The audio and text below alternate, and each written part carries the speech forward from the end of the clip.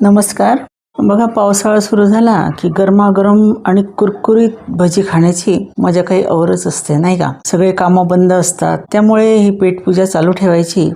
तर आपण आज नेहमीसारखे भजी न करता मक्याचे भजी आपण करणार आहोत, म्हणजे कॉर्नचे पकोडे आपण आज करणार आहोत. तर त्यासाठी माझ्याकडे 1.5 कॉर्न होता की तो थोडा सुकला होता, त्यामुळे मी त्याचे दाणे काढून घेतले आणि आता आपल्याला हे मिक्सरमधून छान असं बारीक वाटून घ्यायचं आहे.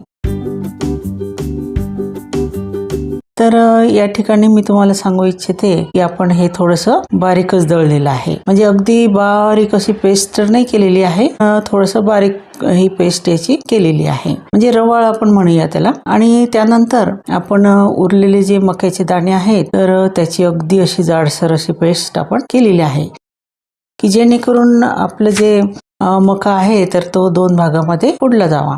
मक्याचा दाणा जर अख्खा राहिला तर तो तेलात गेल्यानंतर फुटू शकतो आणि आपल्याला इजा होऊ शकते. आणि त्यानंतर आपण त्याच्यामध्ये बेसन घातलेलं आहे 1 वाटी, 3 टेबलस्पून आपण तांदळाचं पीठ घातलेलं आहे, त्यानंतर जिरा आणि ओवा घातलेला आहे, हिरवी मिरची घातली आहे आणि लसूण अद्रकची पेस्ट, मीठ, कोथिंबीर आणि सगळ्यात शेवटी आपण बारीक कापलेला कांदा घातलेला आहे.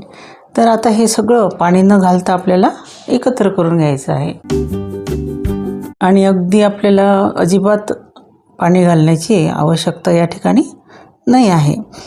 आणि आपल्याला जर गरज वाटली तर आपण 1-2 चमचे पाणी त्यामध्ये घालू शकतो.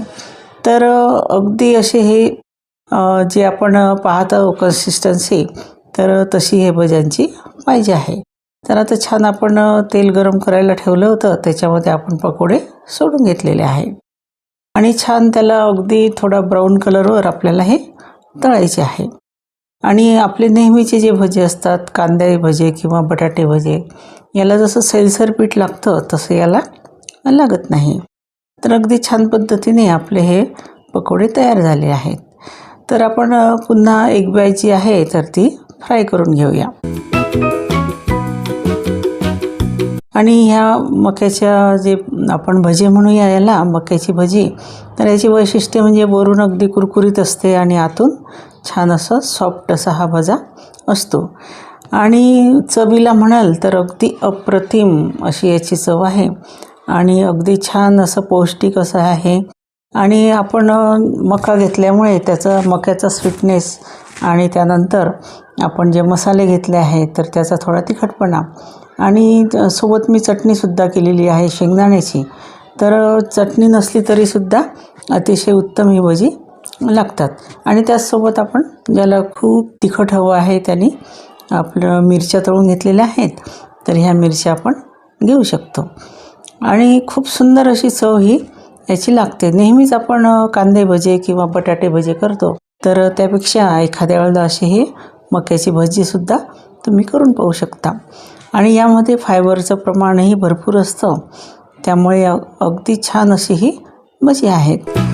तर खूप पाऊस सुरू आहे आणि आत अशी गरमागरम भजी खाण्याची मजा काही औरच आहे. तर तुम्हाला माझी रेसिपी थोडी जरी आवडली असेल तर रेसिपीला लाईक करा, शेअर करा आणि कमेंट करायला विसरू नका.